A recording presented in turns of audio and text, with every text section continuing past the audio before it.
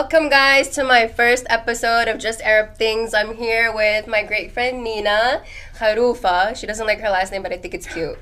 Thank you. Thanks for having me, and thanks for making me your first guest. I feel so special. I'm honored to have you as my first guest. I'm a huge fan, not just Thank a friend, you. a fan as well. And I've been following you such a long time, and I love your comedy. I cannot do what you do because my parents would kill me. But you inspire a lot of hijabis, and that's wonderful. Thank you. Everything you do is great. That's my favorite compliment, when I feel like I inspired a hijabi to know that she could do whatever she wants despite societal stigma. It just makes me feel like my life is worth something. It's worth something regardless, but what you're doing is so much fun. It's wonderful. So if those of you that don't know, back in 2019, Nina was on a cooking show. And correct me if I'm wrong, was this your viral moment, that show? Is that what made you viral? I guess viral is a very subjective term. I never had like a huge following, but I was always somehow doing something out of the ordinary. Right. I've been doing that since high school. Like, I was in drama club in high school. I was the only hijabi in drama club. Like, so it started at a very young age, but that was, I want to say, my first time on TV, where like I actually like had a role, if you want to say. It's more Right. reality, but yeah, because I wrote a book after that. Okay, so that was definitely my first time on television. Right. And it spoke exactly to my personality, so I think it was a perfect thing. Okay, so you went on Worst Cooks in America. Yes. Okay, what encouraged you to do that? My Like, agent why? at the time was like, Nina, you need to get on TV, you need to broadcast your personality, so you need to do something reality. So I was like, okay, what's there to do? I'm not going to do like Love Island or all these shows that you have to like, You should have done Dating Naked. right? Like there's some, You would have stood out. The reality TV market right now is not the best, so he was like, you don't know how to cook, right? I said, hell no. He was like, okay, let's sketch you on this. So we signed up, and I had an audition, and then a second audition, and then the third audition. I guess they really wanted to make sure that you really don't know how to cook. Yeah. Which it wasn't fake. I still don't know how to cook. So I got casted, and then I got eliminated. From the first round, right? The There's first, yeah, the first one, then the second one. You know what? I was the worst cook of America, and I fully embrace it. Honestly, listen, I'm not saying this because you're my friend, but I watched the whole episode that you were in. The other guy that was like, you were the last two, the other guy was terrible. I mean, they could have given you another Idris, chance. Funny backstory. I did a comedy show with Idris like a year before that, and we had each other on social media, but we weren't friends. We never spoke or caught up with each other. And then the first day of filming, because we were in a hotel, and they were like, everybody come down to the lobby, we're gonna have dinner. And I go down, and they're like, meet the other contestants, and I hear, oh my God, Nina. And I look, and I was like, oh my God, I know you. And he was like, we did a comedy show together, and then we both got booted on the first episode. I think it was some sort of like, we just had bad luck together. I don't know, because the comedy show didn't go that well either the year before that. A series of unfortunate events. Yeah. I'm just curious to know, when you were cooking that chicken, what was going on in your mind, girl? So the producers had told us that we get to cook 2 meals on the first episode. One is going to be one that they provide for us, and they tell us how to do it and all that. And then the first one, we could cook whatever we want. But they were like, you need to give us a heads up on what you want to cook so we could have the ingredients for you. So I was like, I don't know, I'll just like make fried chicken or something. Like I forgot about it. Like, so before the first day of filming, they really walked us through like safety precautions and whatnot, because they don't want anybody to get injured. So there was like a lot of people there to like medical and all this stuff in case someone cuts their finger. And then they were teaching us how to use all these different like devices, like cooking devices. And then there was a deep fryer.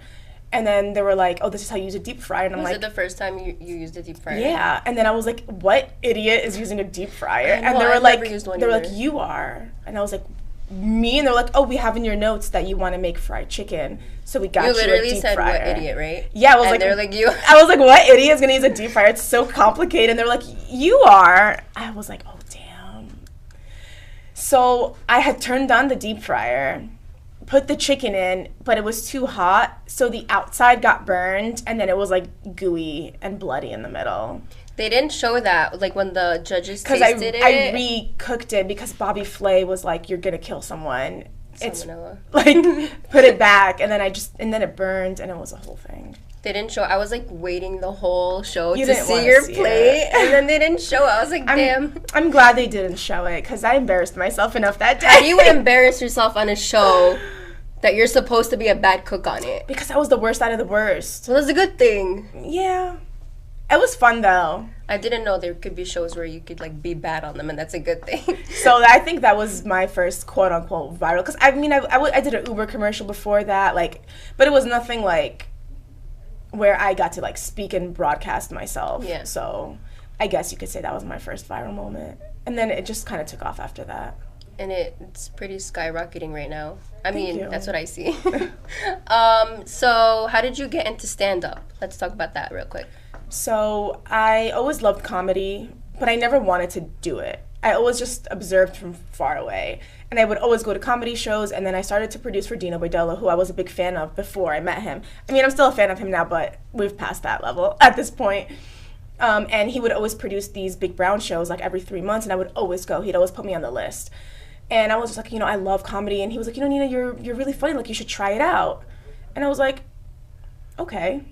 So me and my friends did like an open mic in Queens at like 11 p.m. on a Tuesday. You had to pay $5 to get in, and then they gave you 5 minutes to perform. They put your name in a bucket, and then they pick randomly. So when I went up, I performed for like 2 minutes, I think, because my joke was only 2 minutes, and I didn't have anything else prepared. So I was like, good night, guys. And everyone like cheered and stuff, and I did a terrible job, but it was so much fun. So I was like, wow, like that wasn't.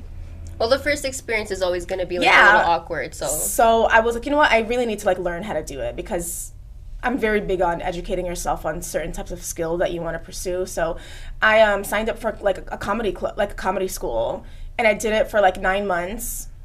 And in between, There's a comedy school? yeah, I did That's it in a thing? Manhattan. Yeah. Yo, Zaina, where's my sister? She needs to sign up. So I did comedy classes. I did intro to comedy, writing, crowd hosting, and crowd work. And in between comedy school, I was still performing and trying it out. So then I graduated comedy school, and This is like an institute on its own, though. Like yeah, it's not like a college or on anything. Okay, Yeah, but it's like that's a- so cool, though. yeah, it's like a program. I really took it seriously and really practiced and started performing 4, 5, 6 times a week, like at open mics and stuff, just rehearsing the same sets over and over. And I just started getting booked on shows, and then COVID came and ruined my life. But alhamdulillah. Everybody's like, girl. So yeah, I really studied, for sure. That's all. I didn't even know there was a comedy school, but that's really cool, though. Yeah. My sister should look into that because my She sister has should. no career. Comedy's I fun. didn't say that. Comedy is so much It fun. is. It is so much fun. I'm just wondering, when you first went on the stage, did you have like stage fright, or you're just like you're social? You like that No. the spotlight, or you like? I didn't have stage fright because, like I said, I was always in the game from a young Yeah, age. Like yeah. I did drama club for 4 years, so I was in musicals and plays, and then I also emceed a lot of events. So I used to MC like AMP events, American Muslims for Palestine. So I would MC like fashion shows and things like that. So I did already know what it felt like to be on stage, but this was the first time that I was being kind of judged Yeah. on the things I said instead of just like introducing a speaker or just no one really cares about the MC. Like, but now I'm like, it's all quiet, everyone's listening, and I have to make them laugh. It's not just introducing a guest. So I was kind of nervous about What that. was your joke? Do you remember? Oh my God. My first joke, my first day, I think I remember. Oh my God. This is so bad. I don't even want to admit this out loud. It was a joke that a friend helped me. Can I tell you a joke? Yes. My sister told me this yesterday. It's like so lame. She's like, what did one nut say to the other while I was chasing it? What? I'm a cashew. That sounds like a popsicle stick joke. It's so bad. Which would have been better than the jokes I had probably came even up said it with. wrong. That's a cute Should joke. I be a comedian? Yes, you should. I think everyone should try it. But my jokes were terrible. They're still terrible. I'm still learning. I'm still getting the hang of things. It takes a very long time to You get know, good at comedy. One joke that you made that cracked me up, I still go back to the video all the Oh time, God. is the Is it a- pregnancy test joke. Is it a Plan B joke? Yeah, that one. That, oh my God, I was crying when So time number 775 when I got canceled by the Please internet. say it. Yes, please. On my show. So the joke is not even that bad. It's not. It it's really not bad at isn't. all. It's just And- it's such a taboo in our community. What's so funny is that like I posted it on TikTok and it went viral, and then people were commenting like, "I bet your mom hates you," and I was like, "My mom took this video from the audience, so I don't think she hates me. She hates me for other reasons, not because of this." Sorry, Mom. My comedy is the least of her concern. But no, it's not that big of a deal. Like everybody says things like that at home, so it's like, Yeah. what's the big deal because I said it on a microphone? Like, and even if the joke was true, let's say it was based off of a true story, mind your own business. Like, That's true. Facts. I I mean, you're not affecting anybody in any way, so I don't know why. Yeah, but it's the like if- haram police comes and attacks you. yeah, but it's like if I was a male and I said that joke, It'd no be one mad is gonna funny. bat an eye. Yeah, facts. So it's like, I'm so confused. Do you care about the religious aspect of it, or are you just a misogynist who wants to control what women have to say? Because if I was a dude, you wouldn't have a problem with this. So, I agree. But can you see the joke? oh yeah, so the joke is like, I'm just talking about how people love to like talk to hijabis and like criticize us and stuff like that, or try to like give us advice. So the joke goes like, I went to CVS to pick up Plan B for a friend. And then the pharmacist told me that Plan B isn't halal, like halal, you know, and then I was just like, neither was the dick. And then like, it's not even that funny of a joke, to be honest. It's funny because the way you said it. Yeah, and then like the TikTok world like erupted. And I deleted it because I had like 6,000 comments of like people But like haters are fighting. gonna hate. Whatever. So I was just like, Turn I your don't. comments off next time, whatever. But I thought, me personally, I thought it was hilarious. Thank you. And I forwarded it to all my friends, and that's when I knew me and Drew were gonna be best friends. When I saw you. that video, I was like, this girl's literally me. Yeah, and it was just like, I was just annoyed because I've posted such funnier things, and it's like, that's the one that goes viral. What about all my other stuff? Because that joke has something that the Arab community doesn't like to talk about. You know what I mean? Like, yeah. it's such Well, they need to just taboo. get over it. They should. like- Really. It's not a big deal. It's not a big deal at all. But it's funny that you mentioned haram police because Yo, haram, please. Oh my God. they need to be like, They need to be canceled. yeah. Literally. That's the thing that actually needs to be canceled on social media. And I just feel like as Muslim women, especially hijabis, are some of the most resilient people on planet because it's a constant battle every single day. We wake up every day and we have to battle our own insecurities, our own like just battles within ourselves to like be the best that we could be. You know, we're flawed humans. No one is perfect. So we have to battle ourselves and our own thoughts every single day. Yep. Then we have to battle society and colonizers and white people and racism and bigotry and all that stuff. And then on top of that, we have to battle within our own community because a lot of these Muslim men and Arab men are just such misogynists that they try to give us advice. Meanwhile, they're just trying to police what we do and what we say and what we post because they'll try to play it off as if they're trying to give us advice because that's their duty as a Muslim. But it's like, or they'll play it off as like, oh, I'm just educating you on what's haram and halal. But it's like, most people who are sinning know that they're sinning and Yeah. still do it. So why They don't point need it out? someone to tell them anyways. Like, exactly. You're not educating anybody. You're just trying to embarrass Stating them. And obvious. they'll be like, sister, your hair is showing. I mean, I don't show my hair there's a lot of girls who wear Yeah. hijab, they show some of their hair. I personally don't, but I don't think that they're wrong for doing it. That's the way they want to wear it. More power to you. And then they'll be like, sister, your hair is showing. And it's like, I think she knows. And it's like, how would you like it if I was like, brother, you cheat on your wife? You know, it's not nice to point out people's imperfections. Then he's gonna be like, mind your own business, and it's like, Exactly. well, exactly. Yeah. Like, let's not point out each other's character flaws. If that even is a flaw. it's not a flaw. But I mean, it's definitely a struggle within, especially the Arab community. Like, So yeah, hijabis are just bosses. we Because really we deal with everything and we still wake up every day and we're bad bitches, so. Love you. But listen, did you watched Rami's show on Hulu, Rami? I did. You remember in the first season, was it? His sister was sleeping with a white guy. Yeah. And she had a dream that her parents walked in on her. Do you remember that scene? I do. So she was having sex with a white guy, and her parents walk in on her, and they bring in the whole family to like shame her for her sin, while Rami comes in and tells his parents, "Oh, I'm going out." And they're like, "Where?" And he's like, "I'm going to see a girl." And they're like praising him for going to see a girl. The double standard in our community is, and I hate to parent shame because I'm not that kind of person, but you see, there's a big drug problem in our community. I could name 5 boys who have passed away due to drug overdoses. And again, I'm not blaming, there's multiple reasons why that happened. Like, it's no one's fault, but at the same time, parents are so concerned with what their daughters are doing that they disregard look past their sons, and then look what ends up happening. And again, I'm not blaming the parents. Like, it could be many different reasons, but I just feel like if Arab parents focused the same amount of attention on their sons as they do their daughters, their sons would be better people, because there's a lot of men in our community who are pieces of shit.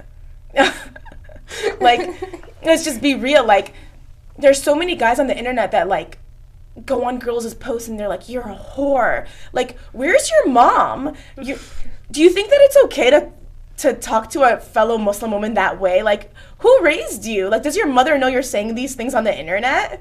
Like, I always wonder, like, where's your mom, dude? Like, I can't imagine if I went online and, like, cursed at a stranger, my mom would smack me. Like, I just think that this double standard needs to just stop, because it's getting out of control. I think, like, our generation right now, especially hijabis in our generation, the path that they're taking, the careers that we're making, and we're using our voices back against all that we've been facing for a while. I hope in the future when we get married and have kids, our kids don't have to go through that. I think we'd have eliminated it by then. I hope so. I hope so too. 'Cause it's rough out here. Yeah. Right? But definitely something we need to work on.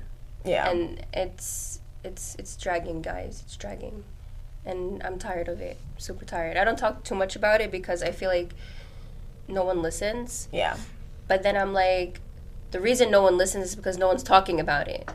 So every time something like that comes up, like when there's double standards or whatever, I'm like, you know what? I'm going to say something. And I don't care who is going to be uncomfortable in the room. I don't care if it's not ladylike or I'm a Muslim I ruin girl. every family dinner and gathering with my mouth. It'd be like that. Yeah, no, especially with, back to the hijabi thing, like, I feel like a lot of people make hijabis stray away from religion rather than bringing them closer to it from their judgments.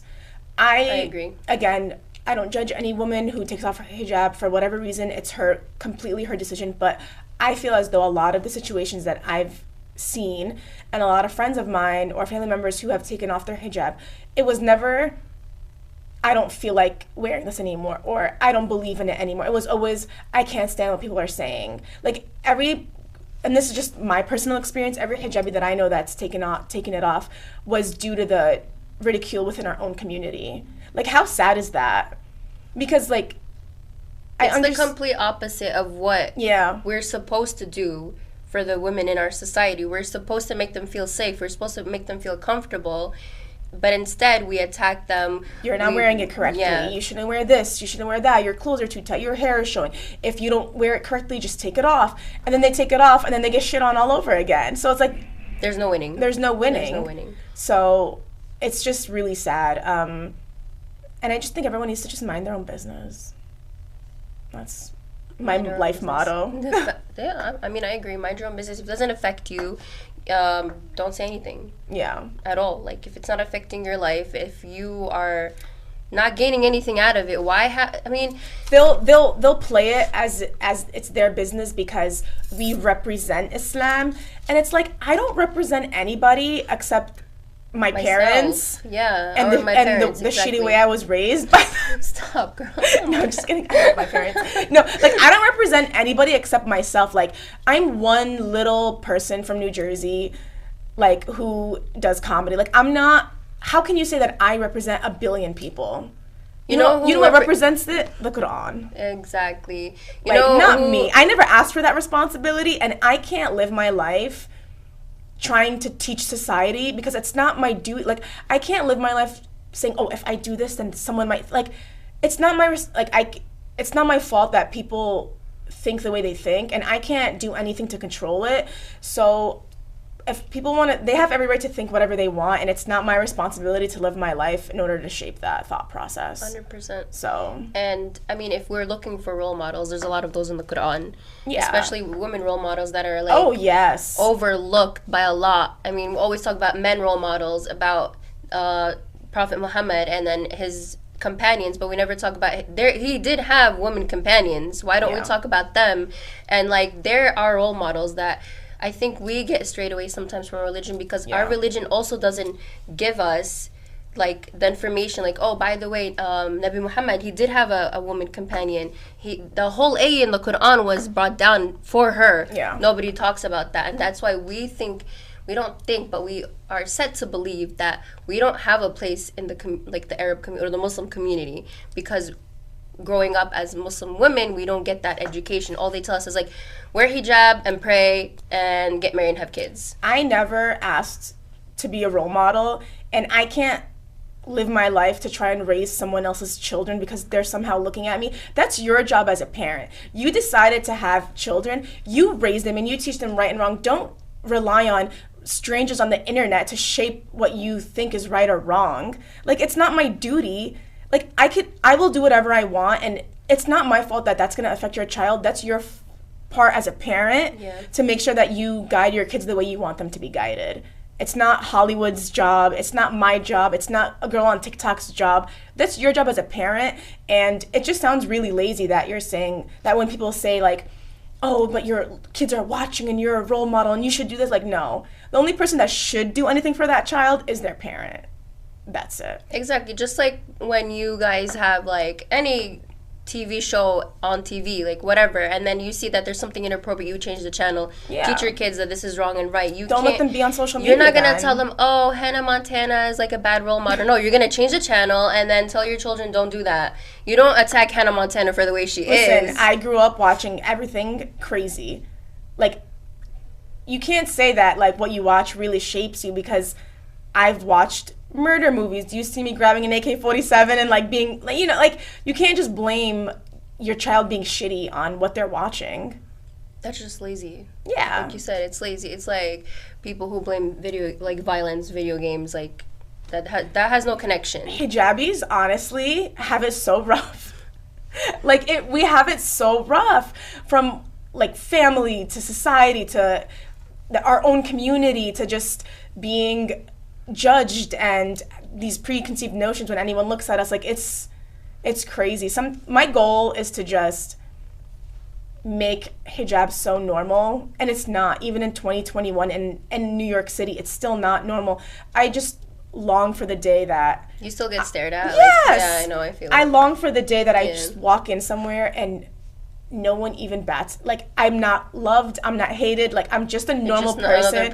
I'm just a bitch who walked in the room. That's it. Like, I'm nothing special, I'm nothing not special. Like, we're just people. And I think we're not looked at as just like normal people, as crazy as that sounds. Even at the even at the gym I get stared at. Like, oh, don't even get me started at the gym. And it's not even, it's so weird. It's like, not even staring like in a, they're checking me out kind of way. It's like I'm an alien. I was just telling my coworker the other day, I'd rather have a guy stare at my ass than stare at my head. It makes more sense. Like, I totally agree. You could stare at my ass. No, I'm just kidding. Cut that part out. Like, we're just people. We are just people. I don't know why. I mean, what's the difference if I walk by with my hijab on and then another girl with a hat? Yeah. What's the difference? Just because you can tell I'm Muslim? I don't know what the difference is, but it's also this is going to be a little problematic, but I feel like a lot of hijabi figures play into the stereotype more than they're helping the stereotype, if that makes sense. Like, I'm not going to drop any names, but I can name one or two that Please don't. that has like a big following, and she'll just always play the hijab card, like, I'm the first hijabi to do, and it's like sometimes it's not even authentic, and it's like, maybe if you just stopped reiterating how hijabis aren't normal and we don't do like, and we aren't included in everything, and there's like, then it would be normal when we do it, instead of just shining a light on the fact that you're the first hijabi to X, Y, and Z, like, or you're a hijabi so you deserve that. Like, just be you, like, just that's an interesting be yourself. I never really thought of it about like she'll be like, you know, I deserve to be here because I'm a hijabi and we need diversity, but it's like, you deserve to be there because you're smart and you're successful, and the diversity part comes at the end. Yeah, I don't think you should just get a trophy because they need you. Like, it's, why would you even want to be there if you're not wanted for yourself and your skill, only to just check off a list? Agreed. So I just want to be normal, and that's it. Like, even when I do podcasts or like radio hits, I don't say that I'm a hijabi. Like, if it comes up, it comes up, but I don't make it a point to make that my entire identity. Yeah, I can totally relate to all of that. I'm tired. I'm tired of talking about it. It just brought me down. Too. I was like, oh, I have to go back to the world after this. Yeah, no, I think what we're doing is great, though. Just trying new career paths and just getting ourselves out there and just chilling. Just chilling. I like that. Just chilling. Just chilling. I'm just chilling. I'm not trying to start anything. I'm just chilling. Yeah. I like that. You made me feel better, girl. But are you on TikTok? I am. You are, right? Are you active? On and off. I have phases. I'll go like a week where I'll drop 20 videos and then I'll get off of it for like 3 months. Like, I'm not it's time consuming, to be honest. 'Cause like Instagram, like, if I'm going somewhere and I take a picture, that's fine, but I'm not going there specifically for the gram. It just so happens I uploaded some content. Whereas TikTok is very like intentional, and you have to like think and record, and like, I wish I had more time to create content on TikTok, because sometimes I scroll through my stuff and I'm laughing by myself like a crazy person. Like, some of the stuff on TikTok is hilarious. It's definitely a pick-me-up app. So it's cool. Can I say something, but don't laugh at me? Yes. I'm a boomer when it comes to TikTok. When it first came out, I hated it. Yeah. Every time Mrs. wants to show me a video, I'm like, nope, I don't want to look. It's so annoying. What are these kids doing? What song is that? Like, I'm literally an old lady when it comes to TikTok. And not only that, I don't know how to use it. Okay. Like, you know the silhouette challenge? Yes. That's my favorite trend right now. I love it. It's so hot. I wish I could do it, but I can't. I tried like to do it, like to practice on my cat. And I couldn't figure out how to use the app. So I was like, okay, this is embarrassing. I'm like 25, I'm a millennial. I should know how to use technology, right? Yeah. No, it's hard. It's really hard. It's super hard. It has too many buttons for me. No, it's easy once you get the hang of it. It's just like, it's an app where you need to create new content and like different content and like funny things and things that are relatable and things like there's a whole like algorithm to it. It's a lot of work that hopefully one day, by the time I have free time, TikTok is gonna be like long gone. What's your favorite TikTok trend right now? I don't know. Besides the silhouette challenge, is there anything else out? I haven't been watching. The Bust It challenge. I did the Bust It challenge, but I've morphed into my coworker, and then he twerked. Oh, that's funny. that's creative. Thank you. You see, like, I think that was the last time I even posted. Like, it was like a month ago almost. You're busy, so yeah, I'm super swamped. But I do love TikTok. TikTok, if you're listening, verify me. Verify her TikTok.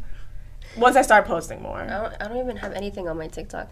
The only thing that anything related to TikTok is my sister making a video of videos of me doing crazy shit. You know when that trend came out? When they show you, like, this is how my people see my sister. Yeah. And then they show, like, normal pictures. Yeah. And then, like, a whole, like, embarrassing, like, stream. I did that. Yeah, my sister posted it. And I'm like, if I go viral, I don't want to go viral. That was a great trend. I loved it. Because it shows the authentic Yeah. side of people. It's just really embarrassing. So I made that TikTok and it said how people see me, and it was the host on Al Jazeera saying that I'm a role model, and then it was like how I really am. And then it was like me falling, me getting into a car accident, me like all those things. That's pretty funny. I miss Vine. I never had a Vine. You never had Vine? No. I missed that era. Vine came and went before I jumped on the bandwagon.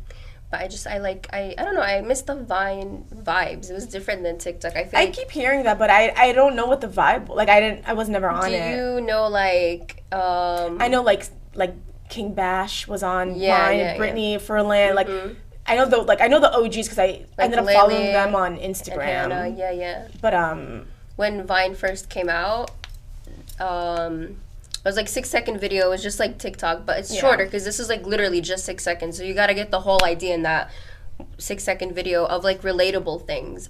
And we were still like in, I think it was like high school. yeah, I was in high school for sure. And you see all these kids jumping on this app and like doing these things, and I'm like, oh my god, me too. Oh my god, me too. And then it went like crazy, this app, and it was owned by Twitter, I think. And then they said they had no more funding for it, and I was sad. I was like, I wait until I finish school to get home to watch my Vines, so I know that other people are like me. But yeah, that was a great era. I really miss. But now we have TikTok kind of to replace that. Do you think it's gonna be like long term, or it's gonna fizzle out like Vine? TikTok is kind of. Isn't like TikTok way bigger than like Instagram right now and YouTube? Yeah. Oh my god, I don't think they'd want to defund that. No, I don't think it's gonna. I don't think if it fizzles out, it's gonna be anything about money. I just think people might get like. Oh, you think it's gonna die down? Like, yeah, you're gonna just get like bored? people are gonna stop. Like, how many video ideas can you possibly have? I mean, like, even a lot of like my old friends who were like big on it, just little by little, just they got bored. not bored, just ran out of ideas. Just it's not. I mean, like I a could see it long-term dying thing. down. It might take a while. Yeah, though. it might take a while though because there's. It's still popping right now. It is really popping. So if you guys just hop on TikTok and follow her so that TikTok can verify her. But yeah, I think I understand, but the point of it like dying down because there's how much content can you create, but every day there's something new on it. Like as long as people are producing music, people are coming up with these dances, and it's just. I feel like when TikTok first came out, it was all about the dancing. Yeah. But now, because it got so saturated, I feel like the dancing is just a small niche on TikTok. Now it's like maybe that's inspirational just my niche, videos. That's all I know about TikTok. Like it's inspirational videos. There's cooking videos. There's comedy. There's just vlogging type stuff. Like there's fashion. So now that the TikTok world is so saturated, like I guess it makes it seem like it's going to be last longer. It might last long.